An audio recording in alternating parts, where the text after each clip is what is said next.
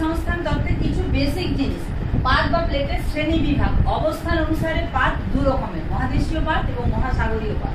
আয়তন বা আকৃতি অনুসারে পাত তিন রকমের, একটা হচ্ছে বৃহদায়তন পাত যার সংখ্যা 7টি, মাঝারি আয়তনের পাত যার সংখ্যা 20টি, ক্ষুদ্র আয়তনের পাত যেটি হচ্ছে অসংখ্য।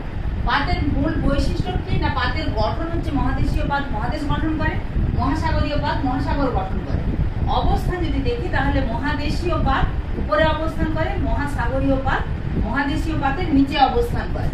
প্রধান উপাদান, মহাদেশীয় পাত যেহেতু বললাম উপরে অবস্থান করে অর্থাৎ হালকা উপাদান দ্বারা গঠিত, সিলিকন এবং অ্যালুমিনিয়াম দ্বারা। মহাসাগরীয় পাত সিলিকন এবং ম্যাগনেসিয়াম দ্বারা, তুলনামূলক ভারী উপাদান দ্বারা গঠিত। প্রধান শিলা, মহাদেশীয় পাত গঠনকারী প্রধান শিলা হচ্ছে গ্রানাইট, মহাসাগরীয় পাত গঠনকারী প্রধান উপাদান ব্যাসল্ট। মহাদেশীয় পাতের ঘনত্ব 2.8 গ্রাম পার ঘন সেমি, মহাসাগরীয় পাতের ঘনত্ব আর একটু বেশি 2.9 থেকে 3.3 গ্রাম পার ঘন সেমি। মহাদেশীয় পাতের গড় পুরুত্ব অনেকটাই বেশি, 20 থেকে 70 কিমি, মহাসাগরীয় পাতের গড় পুরুত্ব সেখানে 8 কিমি।